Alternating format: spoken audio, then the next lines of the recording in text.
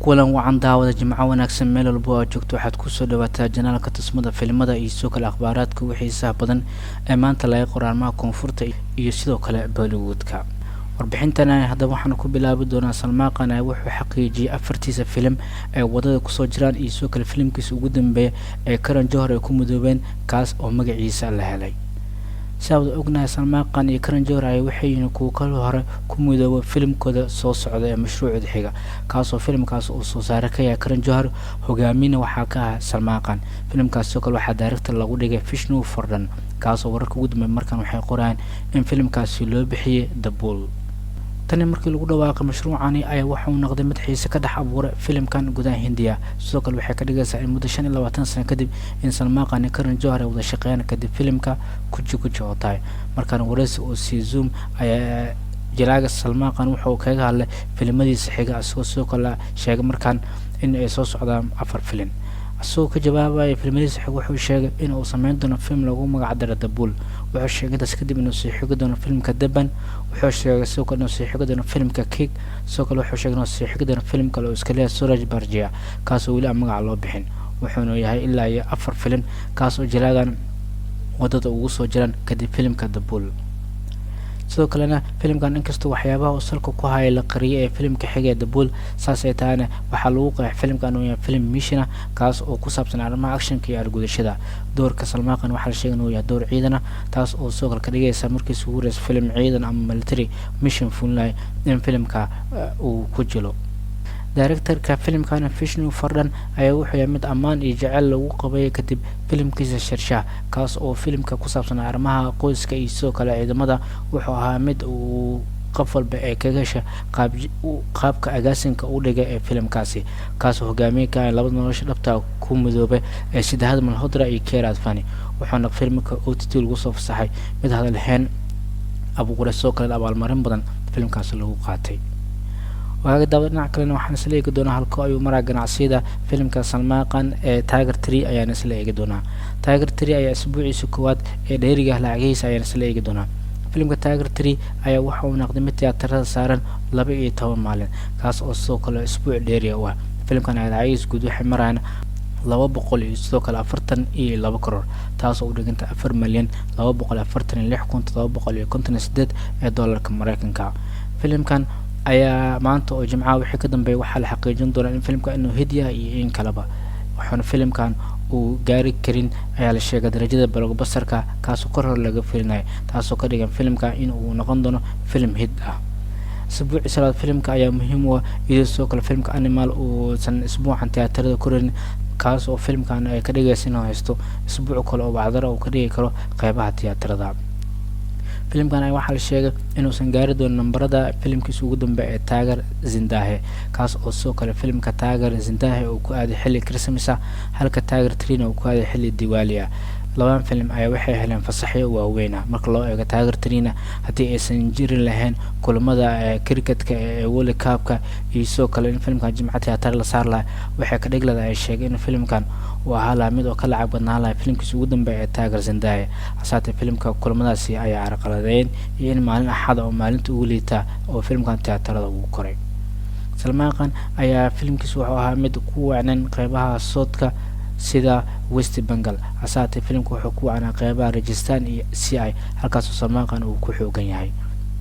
hadaba filimkan waxaan isla eegi doonaa lacagiisa. filimkan ayaa shalay Khamiis wuxuu leeyahay 4.75 karoor taas oo u dhiganta 83,353 doolarka Mareykanka.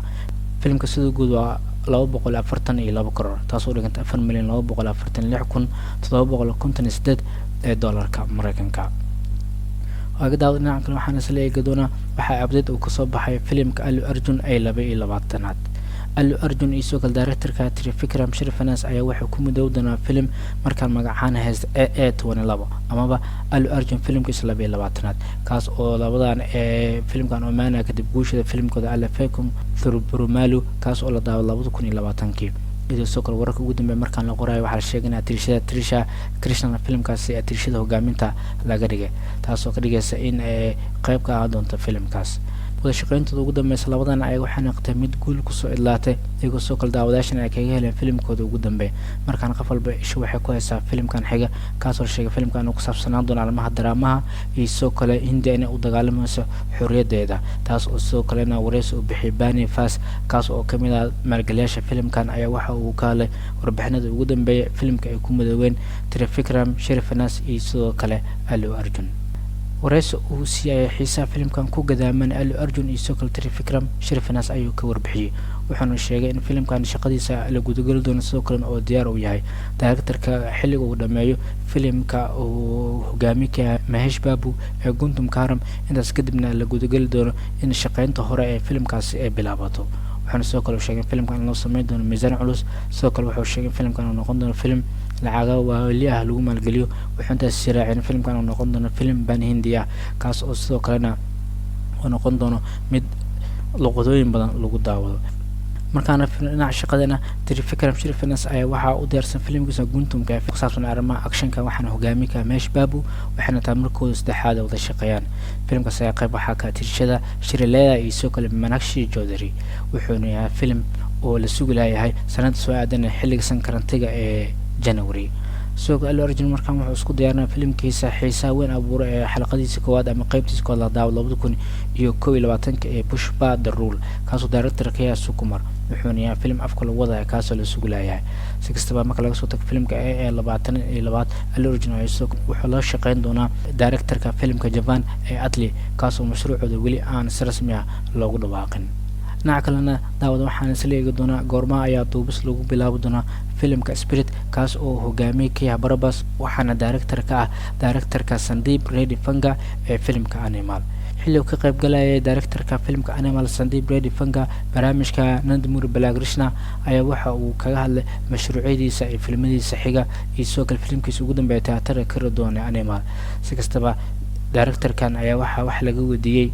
filimka Spirit kaas oo sababaha loo weydiiyay ay qayb ka tahay in Nandamuri Balakrishna wiilku uu yahay in uu qayb ka yahay filimkaasi waxaana sheegay in ay tahay suurtagal inaad noo sheegto wiilkan waa filimkiisa xilliga duubisku bilaawi doonta filimkaas oo yahay filimka Barabas ee lagu magacaabo Spirit waxaana uu sheegay in filimkaas uu yahay mid duubis lagu bilaabi doono September ee sanadda soo aadan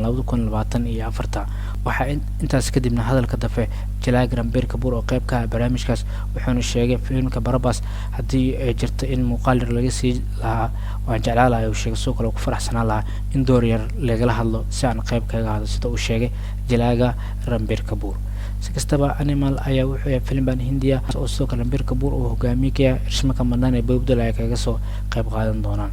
marka aan fiirino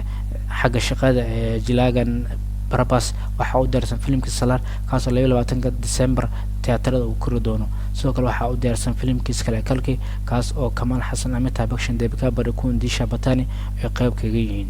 waxaana director-ka filimkaas Nag Ashwin inta aan kusoo koobnay daawada warbixinadeena muuqaaladeena ugu dambeeya maanta laga qoro arrimaha koonfurta ee Bollywood-ka kuwaas oo waxaan warbixinada ugu dambeeya la wadaagi karteen daawadayaashana ku taxan barta tusmada filmada meel walba joogtaan jimco wanaagsan kan kaysa xigna sidaas iyo nabadgelyo